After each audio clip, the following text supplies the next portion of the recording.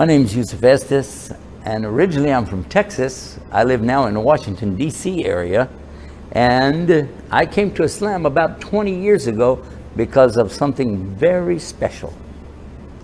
Before I came to Islam, I used to call people to Christianity.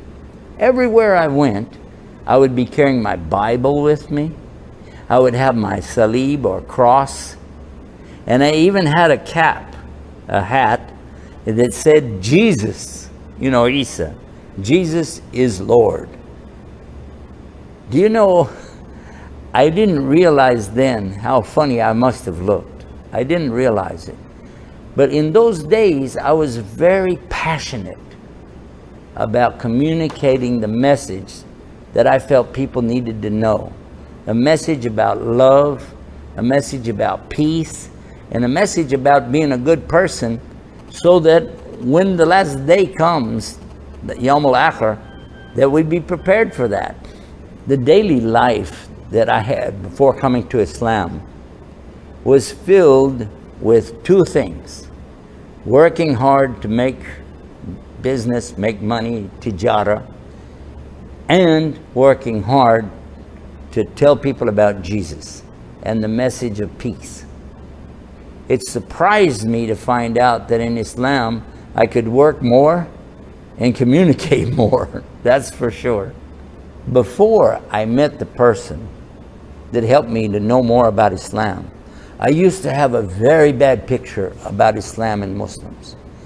In fact, I was so afraid to even meet a Muslim that when my father told me we'd be doing business with a Muslim, I said, no way. No, these guys, Muslims, they are terrorists, they are hijackers, they are kidnappers, and they don't believe in God. In fact, they're worshiping a black box in the desert, and they kiss the ground 5 times a day. That was the way I understood Islam. A very bad opinion, and a bad idea of how they treated women and how they treated children. I thought that really it was almost like they want to put everybody in prison. This was the idea that I had. But then I had never really met a Muslim until we started doing business with a man from Egypt. When I first met this Egyptian gentleman, I was surprised because I was expecting to see some man wearing a long dress and a black robe over it and a big turban or imama on his head, and he has one eyebrow goes all the way across like this, maybe carrying a sword, a Saif Hussam like this, and maybe, something like Ayatollah Khomeini, I don't know. But then, when I met this man, I was so surprised. He was wearing normal clothes, and he looked as normal as anybody. He didn't even have a big beard. In fact, he didn't have any hair because he was even bald-headed. He was nice, a really nice person. And I thought right away, hey, I bet I can convert him to become a Christian. That was my idea. I'll make him become a Christian. But Allah had other plans. One of the things that really amazed me, you say in Arabic, ajib, ajiban, amazing, astonishing, was the way this man, although very quiet, gentle, kind, but what's amazing was the way that he, every day, he would do the salawatul khams. Every day. He would pray 5 times a day, on time. He would say, excuse me, I'll be right back. He would go and make wudu. Then, Allahu Akbar. Do his salah, some dhikr, dua, and come back to us and start working again.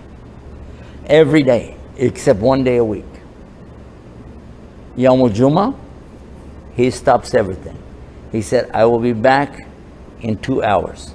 He would get ready and drive to the masjid do his salah there, and come back. And it took almost a half hour just to get there. So that's why he had to take 2 hours off. But he would still come back and go right back to work again. So the man would work 7 days a week, but he would stop for his worship. Another thing that he did, he liked to fast, Saum, on Mondays and also on Thursdays. And you would go to him and say, would you like this? You want some of this? So and so. He'd say, no, it's okay. I'm fasting. One amazing thing about him that even my father talked about was how honest he was in business. Anytime there was any business transaction whatsoever, he always made sure the customer got full value for whatever it was they were doing, and to be sure that they got the product that they were promised, and then the follow-up to be sure that they were happy. That was another thing that we really were amazed about. You know, I thought, if we make this man a Christian, we could make him a saint, maybe even an angel, because he's so sweet, so nice. But do you know what happened? One day, while I was trying to convert him, he asked us about the Bible.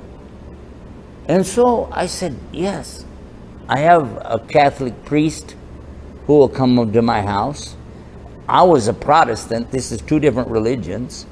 And my father would be there with his Bible. So I have my Bible. My father has a different Bible. The Catholic has another Bible. And we'll sit there and try to talk to him about all this. But then we began saying, which Bible, between us. All the time, the Muslim, he's sitting there, quiet. So we ask him, well, how many versions, of that Quran do you have? Still one. Just one. And it's still in Arabic. The way it came, it's perfect, nothing's missing. No words are missing. No pages are missing. Not even a dot is missing. So then we had another idea. Let's talk to him about God.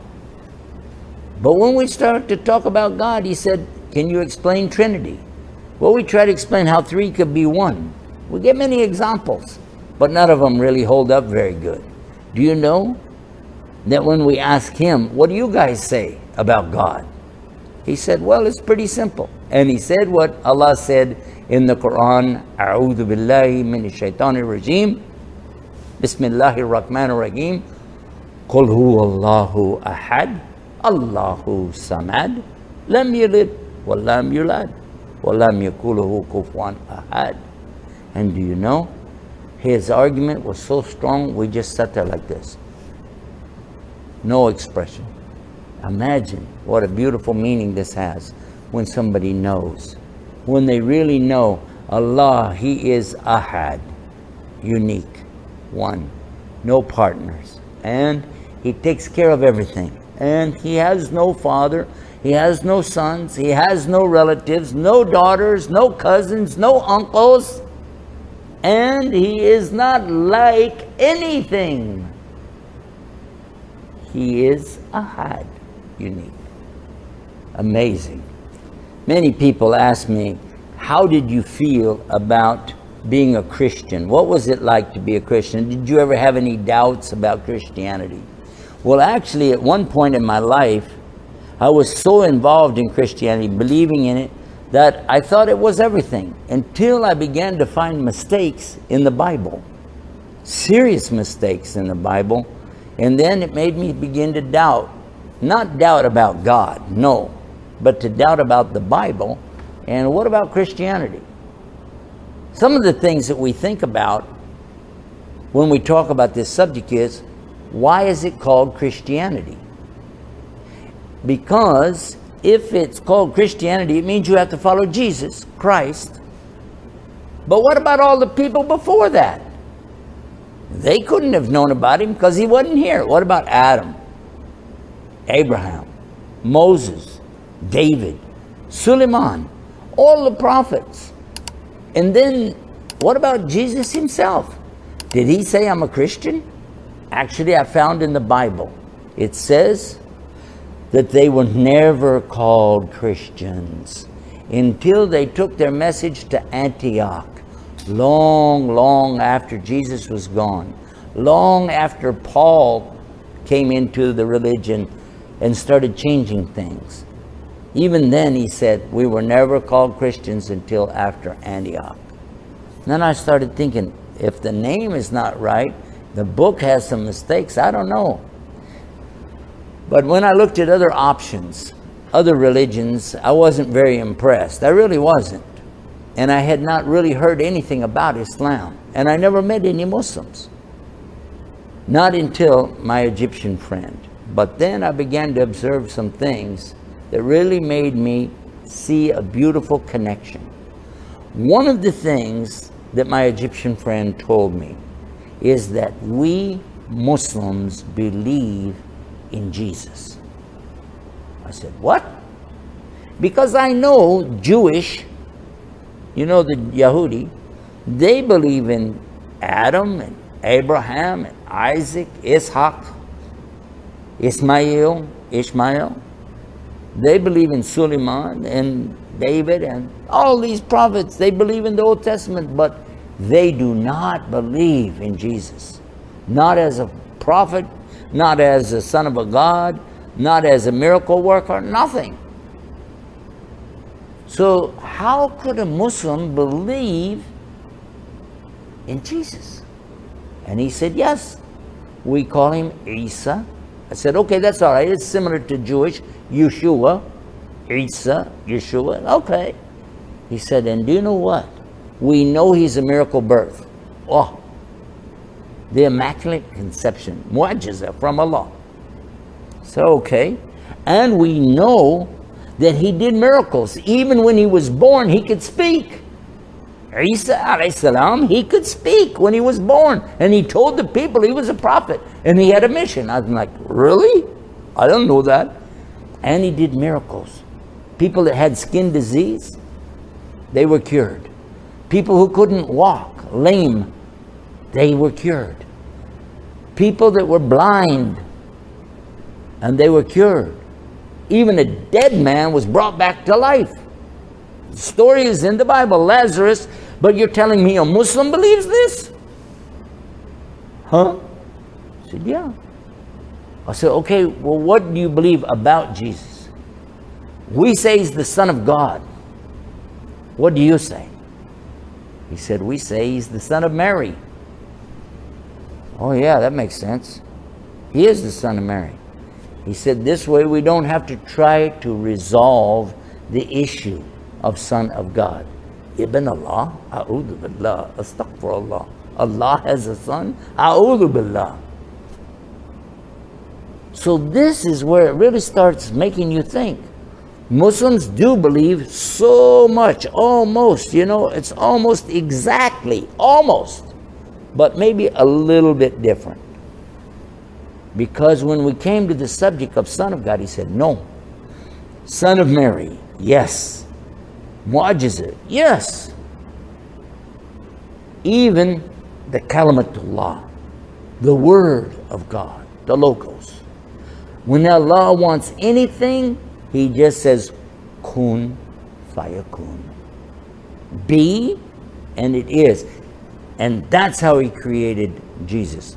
And I thought, oh, it's in the Bible. The Kitabul Maqdis, that's what it says. Be, and it is. And that's how he made him. So, Maryam is the mother. God is the creator. Exactly what my Muslim friend told me. I thought, oh, if this is the case, what else do you believe? He said, we believe he's not dead. He's with Allah, and he will come in the last day. Oh my God. Said, this man is going to be easy. I can convert him right now. This is almost the same thing. But then it happened. The big event happened. The Catholic priest friend of mine said, I want to go to the mosque. I want to see, what do they do? And he went to the mosque. When he came back, we said, come here. What are they doing there? Do they slaughter animals, dhibiha? Or do they make bombs, something? He said, no. He said, they line up, saf, then they stand like this. He said, like a monk or priest when they worship in silent. He said they were silent, stood like this. I said, really? He said, then they bow, ruku'. Then sajda. Then sitting, silent, not talking to each other, nothing, silent the whole time until Assalamu alaikum rahmatullah. Assalamu alaikum rahmatullah.